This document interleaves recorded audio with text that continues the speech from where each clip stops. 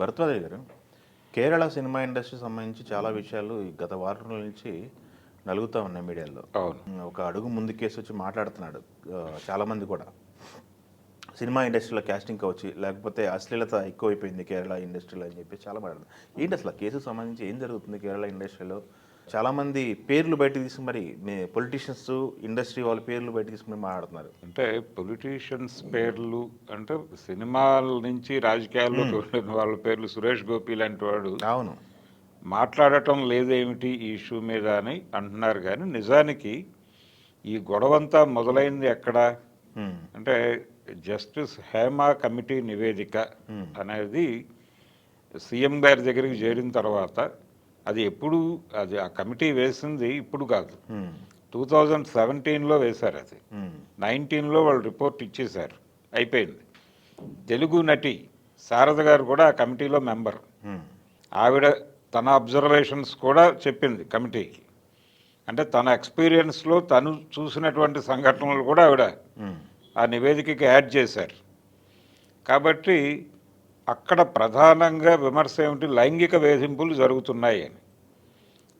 అంటే అవుట్డోర్ షూటింగ్కి వెళ్ళినప్పుడు కావచ్చు, ఎక్కడైనా కావచ్చు, తోటి ఆర్టిస్టులు, డైరెక్టర్లు, మేల్ ఆర్టిస్టులు వచ్చి ఫిమేల్ ఆర్టిస్టుల రూమ్స్ తలుపులు కొట్టడం అనేది ఒక ఆచారంగా మారిపోయింది అనేది చాలామంది కమిటీకి చెప్పారు అని రాసింది. అయితే ఈ కమిటీ నివేదికని మొన్న బహిర్గతపరిచారు. ఈ బహిర్గత పరిచిన దగ్గర నుంచి డిస్కసివ్ పాయింట్గా మారింది అది. అయితే ఈ బయటకు వచ్చింది కూడా సెన్సార్ కమిటీనే. అంటే సెన్సార్ చేసి బయటకు వదిలేరు దాన్ని. దానిలో పేర్లు అవి బయటకు రాకుండా చాలా పేర్లు చెప్పారు. ఏది, కమిటీ విచారణకు వెళ్ళినప్పుడు కమిటీ ముందు తమ వాంగ్మూలం ఇచ్చినటువంటి వాళ్ళు చాలామంది పేర్లు ఉటంకించారు. కానీ ఆ పేర్లన్నీ తీసేసి ఒక నివేదికను బయటకు వదిలారు. అయితే నివేదిక బయటకు వచ్చింది అనే విషయం తెలుసుకుని ఎవరైతే దానికి ఆ రోజు వాంగ్మూలాలు ఇచ్చారో వీళ్ళందరూ సోషల్ మీడియా వేదికగా ఓపెన్ అవుతున్నారు ఇప్పుడు. దానిలో చెప్పకపోయినా పేర్లు బయటకు వచ్చేసినాయి. ఈ పేర్లు సిద్దికీ లాంటి వాడి పేరు బయటకు వచ్చింది. ఇలా రకరకాల పేర్లు. ఈ పేర్లు బయటకు రావడంతో వీళ్ళందరూ గందరగోళంలో పడ్డారు. ఇప్పుడు ఏమిటి పరిస్థితి అని. జయసూర్య అనే పేరు బయటకు వచ్చింది. ఇలా చాలామంది పేర్లు బయటకు వచ్చి గందరగోళం జరుగుతోంది. ఇంకా ఎవరి పేర్లు బయటకు వస్తాయో అని జనాలు టెన్షన్లో ఉన్నారు ఇప్పుడు. అయితే ఇది కేవలం మలయాళ చిత్ర పరిశ్రమకి మాత్రమే సంబంధించిన వ్యవహారం కాదు, అన్ని చోట్ల ఉంది. అలాగే సినిమా ఇండస్ట్రీకి మాత్రమే పరిమితమైన గొడవ కాదు ఇది. మన దగ్గర కూడా మీటూ అని ఒక గొడవ జరిగింది ఆ మధ్యకాలంలో. సినిమా పరిశ్రమలో ఫిమేల్ ఆర్టిస్టుల మీద కావచ్చు, ఇవి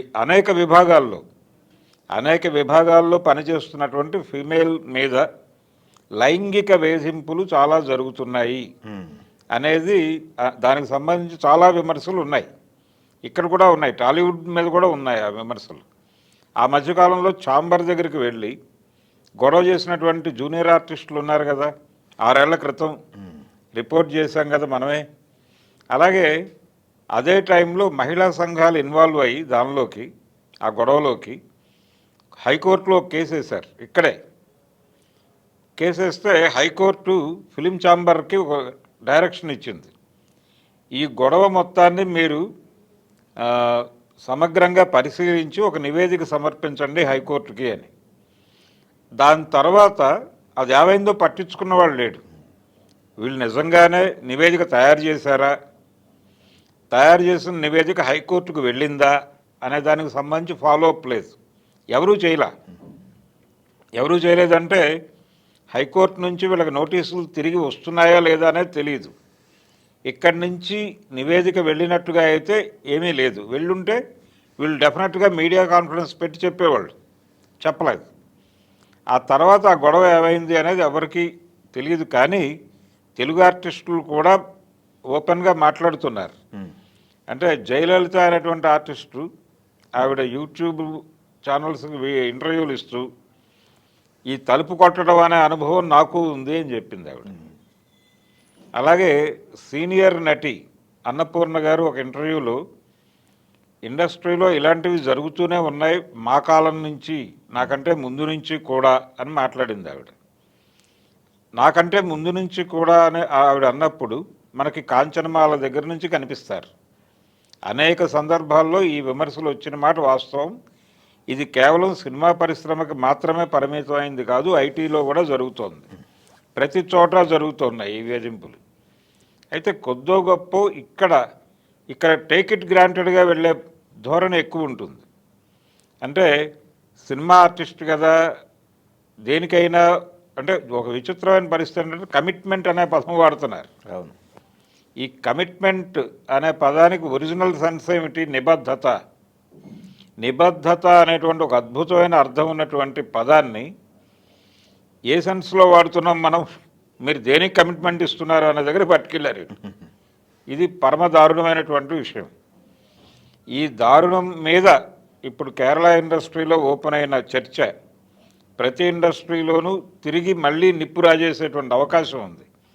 ఇప్పుడైనా సరే, ఈ నేపథ్యంలో అయినా సరే తెలంగాణ ప్రభుత్వం సీరియస్గా పట్టించుకునే విషయాన్ని, ఎందుకంటే సినిమా పరిశ్రమ హైదరాబాదులో ఉంది కాబట్టి. గతంలో ఇక్కడ హైదరాబాద్ హైకోర్టే ఒక డైరెక్షన్ ఇచ్చింది. ఆ డైరెక్షన్ ఏమైంది అని సినిమాటోగ్రఫీ శాఖ పట్టించుకోవాలి. ఎందుకంటే సినిమాటోగ్రఫీ శాఖ ఉన్నది టికెట్ల రేట్లు పెంచమని వీళ్ళు కోరినప్పుడల్లా సంతకం పెట్టడం కోసం మాత్రమే కాదు. అలాగే వీళ్ళు స్టూడియోలు కట్టుకుంటామంటే, లేకపోతే ఇంకేదో చేస్తామంటే దానికి ఓకే చెప్పాలా, నాట్ ఓకే చెప్పాలా అని ఆలోచించడం మాత్రమే కాదు. సినిమా పరిశ్రమలో ఉన్నటువంటి కార్మికుల పరిస్థితి ఏమిటి, వాళ్ళ మీద జరుగుతున్నటువంటి ఇబ్బందికరమైనటువంటి ధోరణులు ఏమిటి, ఇవన్నీ పట్టించుకోవాలి. ఇవన్నీ పట్టించుకోవడానికి ఆ శాఖ ఉంది. కాబట్టి కనీసం ఇప్పుడైనా సరే ఈ వెలుగులో తెలంగాణ సినిమాటోగ్రఫీ శాఖ మంత్రి గారు ఎవరైతే ఉన్నారో వారు ఒక్కసారి ఇంటర్వ్యూన్ అయ్యి ఈ హైకోర్టులో గతంలో వేసినటువంటి కేసుకు సంబంధించిన ప్రొసీడింగ్స్ ఏమైనాయి, ఛాంబర్ నుంచి నివేదిక కోరారు, ఆ నివేదిక ఏమైంది, వచ్చిందా రాలేదా, రాకపోతే ఎందుకు రాలేదు అని పరిశీలి చేయాల్సినటువంటి అవసరం అయితే ఉంది. ఓకే. ఇది కేరళకు సంబంధించిన గొడవ మాత్రమే కాదు. హేమ కమిటీలో శారద గారు కూడా ఉన్నారు, మన తెలుగు ఆర్టిస్టు. ఆవిడ కూడా చాలా తన అనుభవాలు జోడించారు దానిలో, తన ట్రావెల్లో తను ఎదుర్కొన్నటువంటి సందర్భాలు కూడా. సో చాలా గొడవ అయితే జరుగుతోంది. కొంచెం ప్రభుత్వం కూడా ఇన్వాల్వ్ అవ్వాల్సిన అవసరం ఉంది.